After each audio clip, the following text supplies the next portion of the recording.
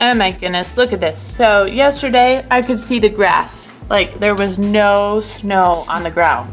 Then I wake up to this, 10 inches. So my daughter wanted a frozen birthday party and I guess she's gonna get one this year. We should just have the party outside. Just kidding, we're gonna bring it inside. Let me show you how I'm gonna do it.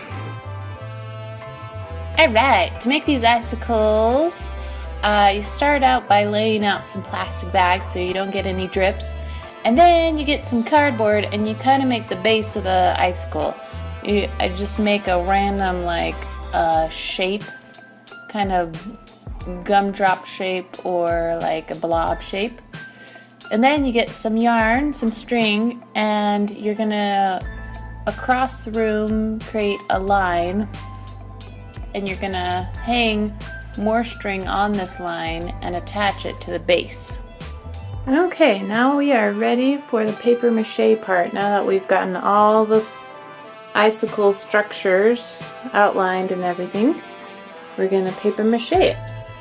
So I use 1 cup glue, 1 cup hot water, stir it really well, and then I'm gonna be doing, I think possibly strips wrapped around the icicles like a candy cane style.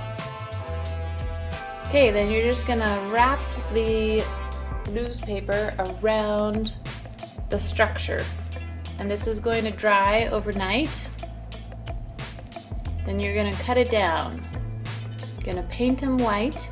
You could add also glitter or some other colors to it.